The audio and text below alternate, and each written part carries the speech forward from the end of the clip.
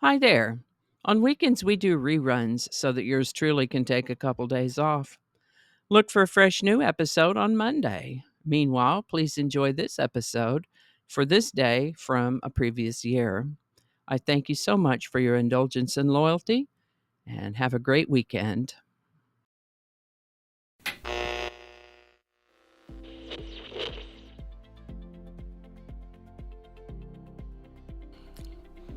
Hi there, and welcome to This Day in History for April 14th.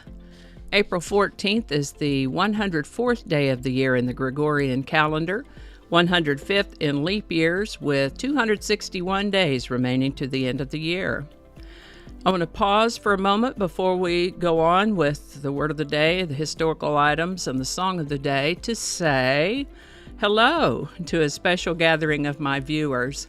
The residents at the Monroe Village Assisted Living Center in Monroe Township, New Jersey, along with their emissary, Todd. Todd and I have corresponded a few times on behalf of these dear viewers, and I appreciate him for that. Thank you, Todd, and I appreciate you, my good folks out there at the Monroe Village Assisted Living Center. It's so heartening to hear from my viewers.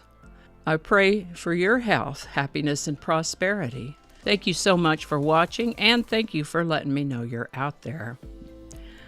Alrighty, now doing the research for this day in history is always fun because even when I know a little bit about something that I'm looking up, I never fail to learn something more. For today's word, we're going to look at a word that comes to us from a language called Nahuatl. Nahuatl. This is the language of the Aztecs from Central America. As I understand it, when the Spanish arrived in the 1500s, they wrote down these Aztec Nahuatl words phonetically, according to their understanding of the alphabet. And we'll start with tomato. The tomato is a New World fruit, and it was originally called tomatl in the Nahuatl language, and initially was pronounced tomata, when it migrated to English in the 1600s. We already had potatoes, though, so the pronunciation of potato influenced the pronunciation of tomato. Tomato, tomato. Merriam-Webster assures me that either pronunciation is correct, tomato or tomato.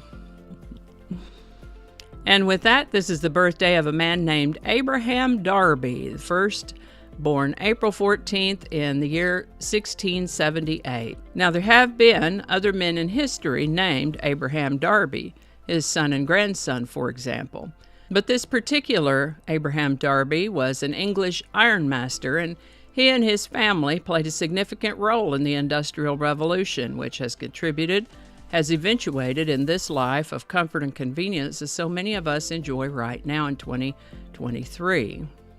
Darby developed a method of producing crude iron from ore in a blast furnace using a fuel called coke. Now, of course, this coke has nothing to do with Coca-Cola or any other soft drink, but it is a porous fuel derived from coal or oil, and it burns hotter than, say, charcoal, which is what they were using before. And so it's more suitable for the blast furnace process of refining iron from ore. This improved method for producing iron made it possible to have iron as a raw material for the Industrial Revolution. And that's not all he did, but that's what he's best known for.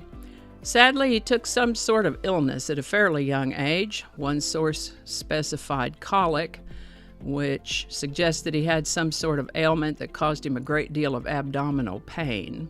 He was sick for about a year and a half before he died in 1717 at the age of 39, and that was Abraham Darby the First. Now, you might remember that recently we talked about a nightmare that Abraham Lincoln had, where he woke from this nightmare in which he was wandering around the White House trying to find out where all these mournful sounds were coming from. In the dream, he saw a funeral casket and asked one of the soldiers standing by, "Who's dead in the White House?" And the soldiers said, this was all in his dream. The soldier said, "The president, he was killed by an assassin."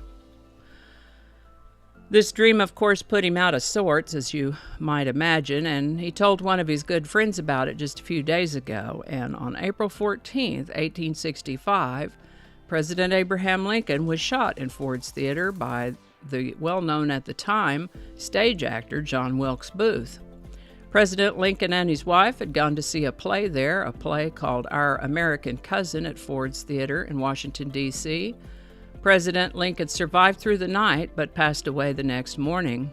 The assassination was part of a misguided plot to revive the Confederacy by eliminating the three most important officials of the United States government at the time. The other two conspirators of this plot failed in their assignments.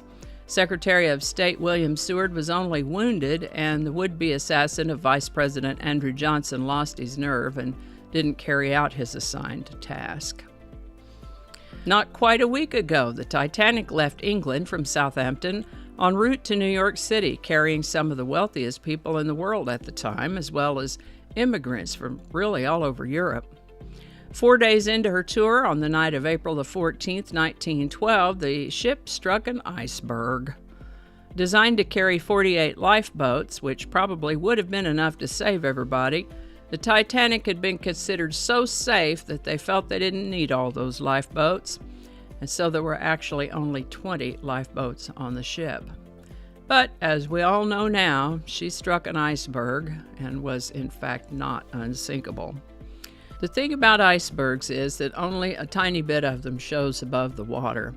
There's always a whole bunch more underneath. So whatever bit of an iceberg they were able to see above the water, and I think it looked pretty big from their perspective, it had to be huge underneath the water. Of the estimated 2,224 passengers and crew aboard the Titanic, more than 1,500 of them perished in the frigid waters of the North Atlantic that night. The Human Genome Project was declared complete on April 14, 2003. This was an international scientific research project with the goal of determining the base pairs that make up human DNA. They actually covered somewhere between 90 to 99% of the human genome in that first series, but have continued working on it since then and are considered to have a complete map of the human genome as of January 2022. There were so many things that have happened on April 14th throughout history. I've covered some of these and several others in previous episodes for April 14, and I'll include links to those episodes in case you'd like to see them. And from the Small World Department, today's song is "The Night the Lights Went Out in Georgia" by Vicki Bowers. Why small world, you wonder? Because "The Night the Lights Went Out in Georgia" was written by the very same Bobby Russell who wrote the song of the day that we mentioned yesterday, "Honey" by Bobby Goldsboro. These two #1 hits occurred in different years, but still.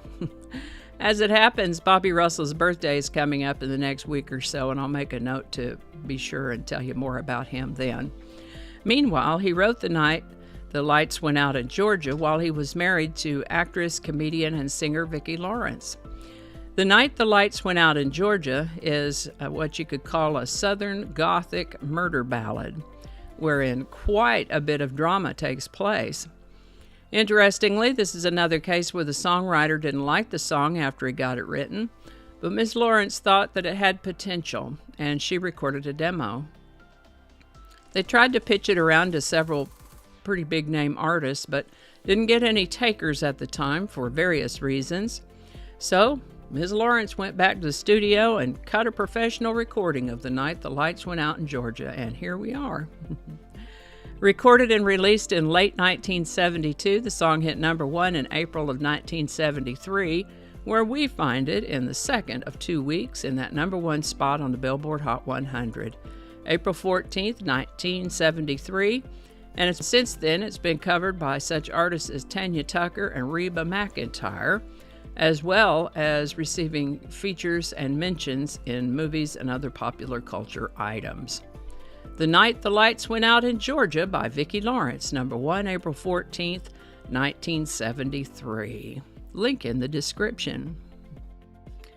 And I think that's going to do it for us today. Thank you so much for watching. Consider subscribing if you haven't already.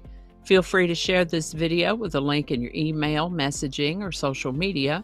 If you enjoyed this series, you can check out the playlist that contains these videos. I'll put a link to that in the description. That description lives on YouTube, so for other platforms, I'll include a link to my blog page that's called No Really. You can also find me on Rumble, Parler, BitChute, and Getter. All those links in the description. Alrighty, that's all I can think of right now. Thanks again, and I'll see you next time. Do not disturb. Okay, I turned Do Not Disturb on. Good job. Third time better be a charm. Did I say 19th? It's not the 19th yet. One more time. Attracting. Just read the whole thing over. Are you making some sound? Get on out of here. And we're gonna edit that out. Don't alienate people who can be helpful to you. Flinging happiness all over the place. Alrighty, back to work. I think we got it this time.